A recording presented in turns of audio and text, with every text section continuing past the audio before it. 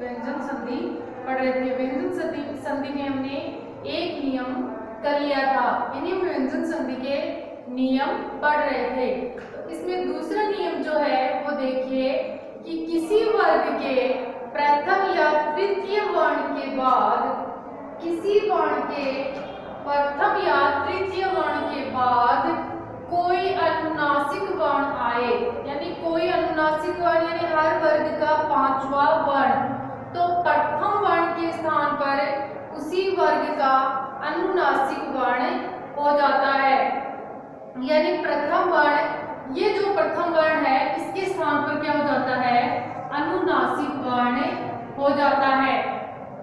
तो इसके कुछ उदाहरण हम देख सकते हैं। तो इसमें एक उदाहरण देखिए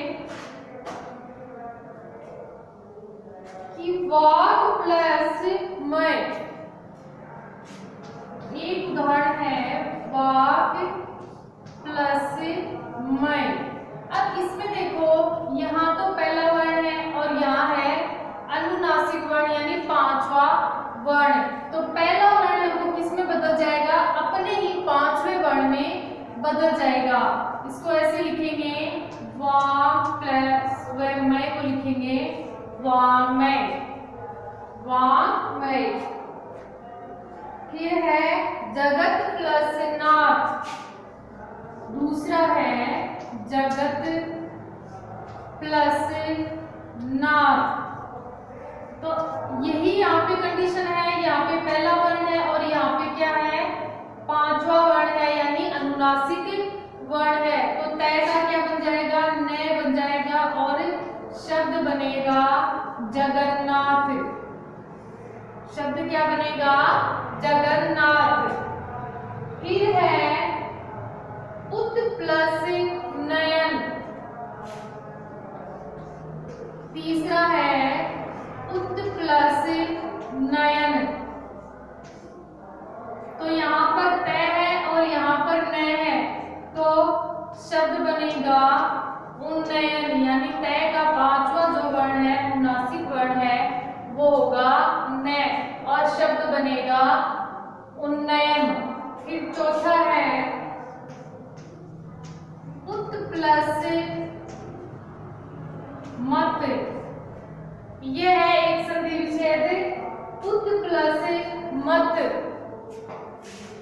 उत प्लस मत। तो इसमें क्या है, यहाँ पर तो तय है यानी पहला वर्ण है और यहाँ पर अनुनासिक वर्ण है, तो तय का बन जाएगा न और शब्द बनेगा उन्मत्त, इस प्रकार से। फिर अगला है पांचवा जो संधि विच्छेद है वो है षट प्लस मास, षट प्लस मास, प्लस मास। यहाँ अनुनासिक वर्ण है और यहाँ पहला वर्ण है। पहला वर्ण कौन सा है, कौन सा वर्ग का है पहला वर्ण, ट। तो ट वर्ग का अनुनासिक वर्ण क्या होगा, न और शब्द बनेगा षण्मास, शब्द बन जाएगा षण्मास। फिर एक शब्द है तत् प्लस मय, छठा है तत् प्लस मय। तय का अनुनासिक वर्ण होगा न और शब्द बनेगा तन्मय, शब्द बनेगा तन्मय। और लास्ट है उत प्लस नति, एक संधि विच्छेद है उत प्लस नति, उत प्लस नति। तय का अनुनासिक क्या होगा, न होगा और शब्द बनेगा उन्नति, शब्द बनेगा उन्नति। और एक है उत प्लस मुख, आठवां और लास्ट संधि विच्छेद है इस नियम का, उत प्लस मुख। तो तय का अनुनासिक होगा न और शब्द बन जाएगा उन्मुख। ये हो गया व्यंजन संधि का दूसरा नियम, व्यंजन संधि का दूसरा नियम। अब व्यंजन संधि का तीसरा जो नियम है वो देखो, व्यंजन संधि का तीसरा नियम।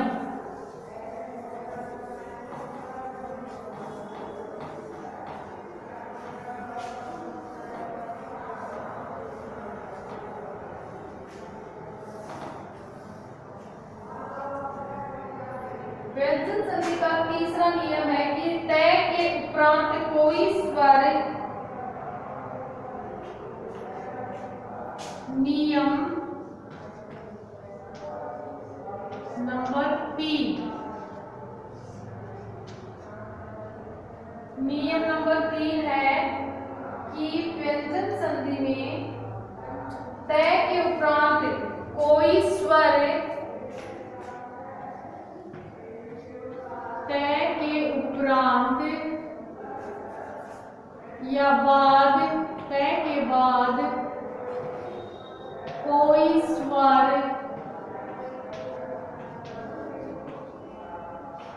या कोई स्वर या गैग है, जैज है, कोई स्वर या गैग है, दैद है, जैज है नहीं आएगा भाई, दैद है और वैद है, दैद है, वैद है, ये रे वे आदि आई, ये रे वे आदि आई तो तय के स्थान पर तय हो जाता है। आई तो तय के स्थान पर, तय के स्थान पर क्या हो जाता है, दय हो जाता है। ये है व्यंजन संधि का तीसरा नियम।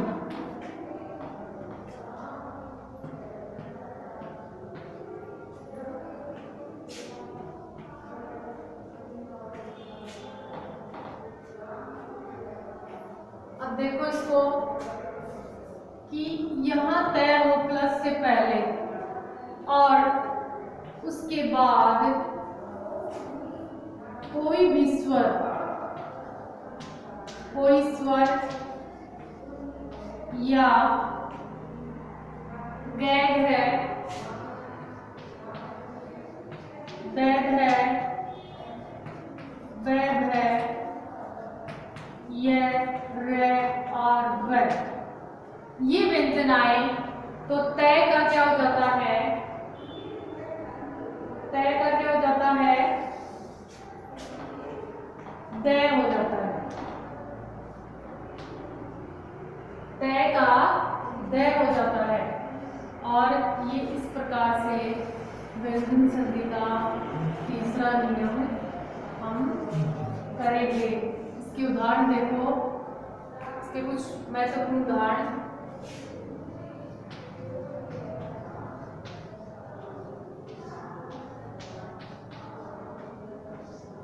पहला उदाहरण देखो, तय के नियम के पहले उदाहरण देखो, सत्य प्लस आनंद, सत्य प्लस आनंद। अब ये देखो यहाँ तो तय आया है यानी तय, और यहाँ आया है स्वर यानी तय के बाद कोई भी स्वर हो तो तय का क्या बन जाता है, दय। किस प्रकार, ये देखो ऐसे, ये बन गया सद और इसमें आ जुड़ जाएगा तो ये सदानंद बन जाएगा। इस प्रकार से हम इसकी संधि करेंगे। फिर है सत्य प्लस धर्म, दूसरा है सत्य प्लस धर्म। ठीक इसी प्रकार यहाँ द या ध में से ध आया है और यहाँ त, तो त का क्या बन जाएगा, द बन जाएगा और शब्द बनेगा सधर्म। इस प्रकार से शब्द बनेगा। और फिर है भगवत प्लस भक्ति, भगवत प्लस भक्ति। इसमें भी यहाँ भ आया है और यहाँ त है, तो त के बाद ब या भ होने पर त का क्या हो जाता है, द हो जाता है और शब्द बनता है भगवत भक्ति। इस प्रकार से तो ये हो गया व्यंजन संधि का तीसरा नियम। और व्यंजन संधि का चौथा नियम अब हम करेंगे। तो चौथे नियम में क्या है, देखो नियम 4, व्यंजन संधि का चौथा नियम देखिए। तो इसमें क्या होगा, त या द के बाद च या छ आने पर, त या द के बाद च या छ आने पर, च या छ आने पर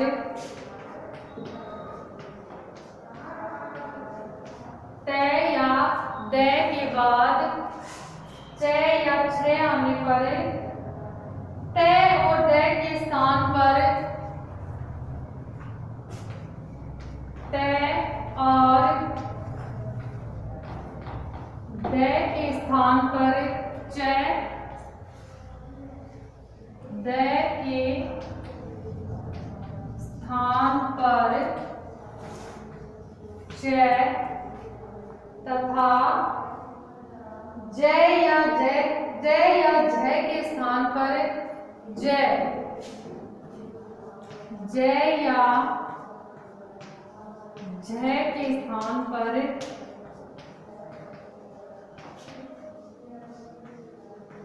ज,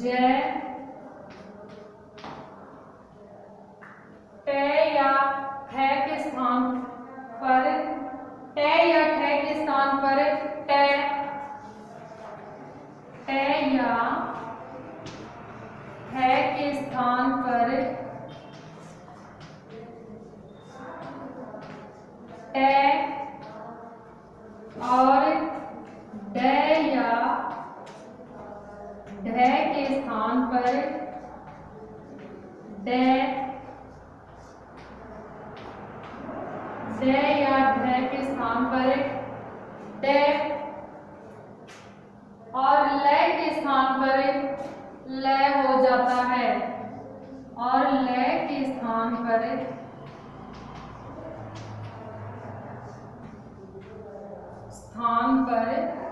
ल हो जाता है।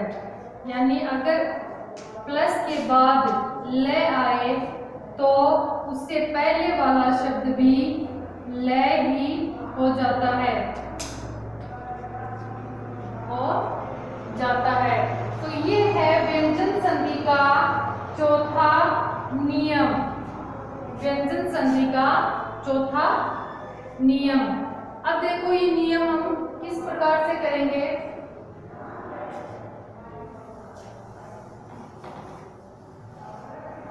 इसको देखो ध्यान से,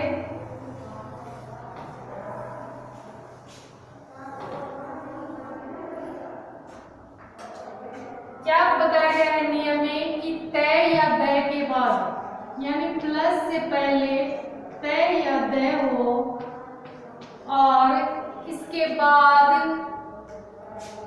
च या छ हो और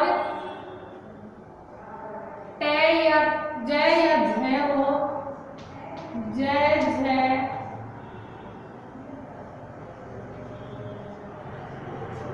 ट ठ ड ढ और ल।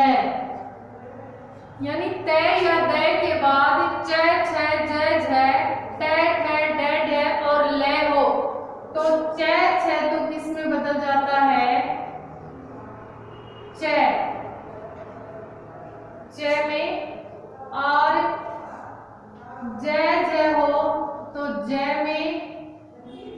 और टे ठे हो तो टे में। और डे ढे हो तो डे में। और ले हो तो ले में।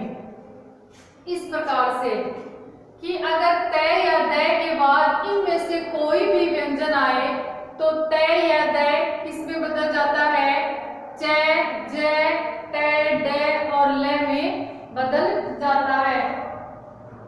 ये है व्यंजन संधि का चौथा नियम। अब इसके हम कुछ उदाहरण देखते हैं। तो पहला उदाहरण देखिए।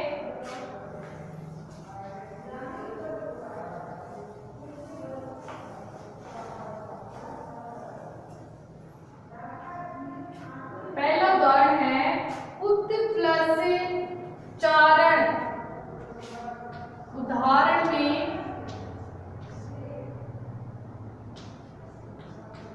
पहला उदाहरण देखिए। उत प्लस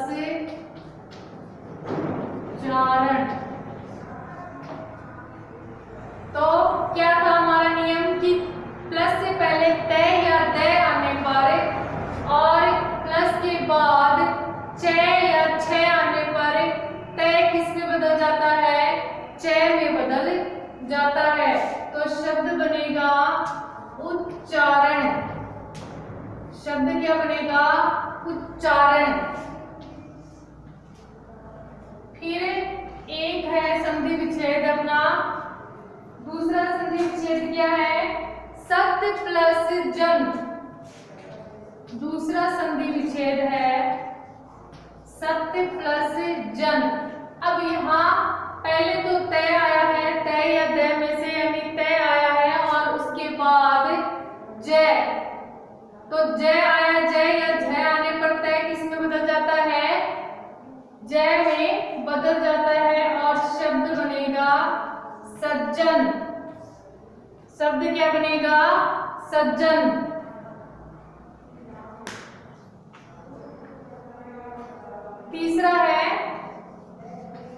तीसरा उदाहरण क्या है?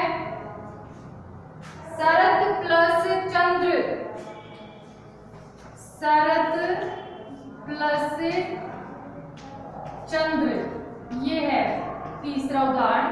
तो इसमें पहले तो क्या है? तय या दय है, यानी तय है और उसके बाद क्या आया है? च। तो तय किस में बदल जाएगा? च में बदल जाएगा और शब्द बन जाएगा शरद चंद्र। फिर चौथा संधि विच्छेद देखिए। तत् प्लस लीन। तत् प्लस लीन। इसमें पहले तय है और उसके बाद क्या है? लय है। तो तय किस में बदल जाएगा? लय में और शब्द बनेगा तल्लीन। शब्द बनेगा तल्लीन। फिर एक संधि विच्छेद है उत प्लस लेख। अगला संधि विच्छेद देखिए। उत प्लस लेख। ठीक इसी प्रकार बाद में ले आया है तो तय किस में बदल जाएगा? लय में और शब्द बनेगा उल्लेख। फिर है एक संधि विच्छेद है उत प्लस ज्वल। तो जय या झ आने पर तय किस में बदल जाता है? जय में बदल जाता है और शब्द बनेगा उज्ज्वल। इस प्रकार से शब्द बनेगा उज्ज्वल। तो ये था अपना व्यंजन संधि का चौथा नियम। अब व्यंजन संधि का पांचवा नियम क्या है? देखो कि यह तय के बाद